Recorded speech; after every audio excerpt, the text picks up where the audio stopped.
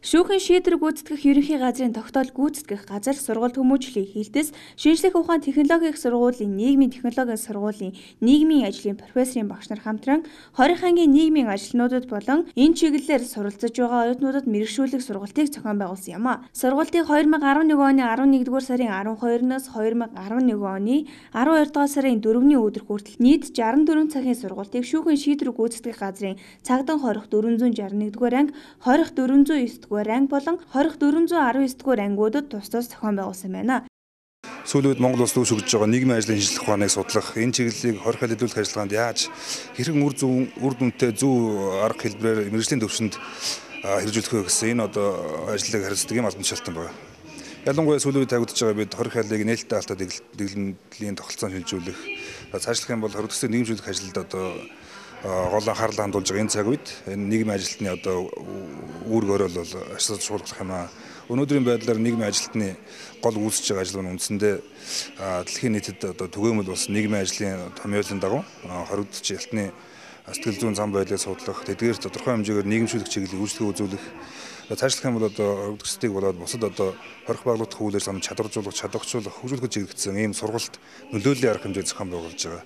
Энэ ажлуудын явцад нийгмийн ажилтнуудын мэргэжлийн ур чадварыг дэвшлэх зайлшгүй шаардлага тулгарч байгаа. Энэ хүрээнд бид хорих байгууллагын нийгмийн ажил гэсэн мэргэжлийн сургалтыг 2 багц цагийн хэмжээгээр шинжлэх ухааны технологийн сургууль, нийгмийн технологийн сургуультай хамтран зохион байгуулж байгаа юм аа. Энэ хамтран зохион байгуулж байгаа сургалтын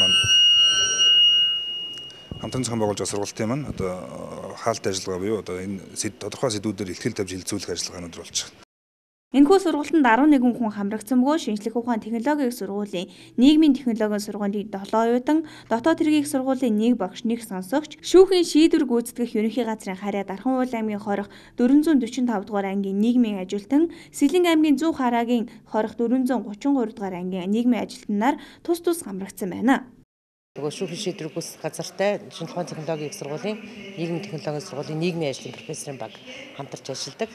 Тэгээ энэ жилээс эхлээд бид нар бол ажлын төлөвлөгөөнд юу оруулсан гэвэл шүүхийн шийдвэр гүйцэтгэх газарт ажиллах нийгмийн ажилтныг бүнзгэрүүлэн бэлтгэх ийм үйл ажиллагаа хамтран гүйцэтгэж байгаа.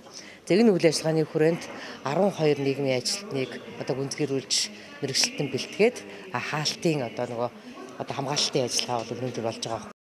Практик дадлагын хүрээнд анги албадын онцлог ялгаатай нөхцөл байдал тулгамдсан асуудлуудтай танилцж, хорих байгууллагын нийгмийн ажилтай холбоотой сэдвэр илтгэлүүдийг хийлгэсэн бөгөөд өнөөдөр тэрхүү судалгааны илтгэлүүдэд танилцуулсан юм а.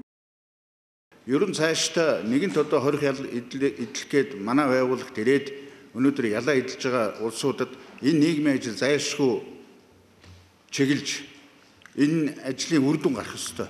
Тэгээ эрхчлөөд амьдралдаа гарахад тэр хүн тэр урдлынхаа муу зуршлыг хайсан, гээсэн, шинэ энергийг олж авсан, шинэ эрч хүчтэй, өөдөр үзэл бодолтой, эх орныхоо төлөө, ар гэрийнхаа төлөө, хамт олонныхоо төлөө, үр хүүхдийнхаа төлөө гэсэн ийм сэтгэл төрж явж явах ийм бодлыг гагцхүү та бүхний үйл ажиллагаанаас хамаарч энэ байгууллагад явагдах байх гэж найдаж байгаа. Өнөөдөр хийгдсэн энэхүү хилцүүлэг нь хорих байгууллагын нийгмийн ажилтныг чадваржуулах онол арга зүй мэдлэгийг нэмэгдүүлэхэд болон тулгамдж буй асуудлыг оновчтой шийдвэрлэх арга замыг судлаж, шинэлэг санал зөвлөмж гаргахад чиглэгдэж байгааг онцлон хэлж байсан юм а. Энэ нь хорих байгууллагын нийгмийн ажлын цаашдын чиг хандлагыг тодорхойлоход оршиж байгааг энэ дурдан хэлэх нь зүйн хэрэг үзье.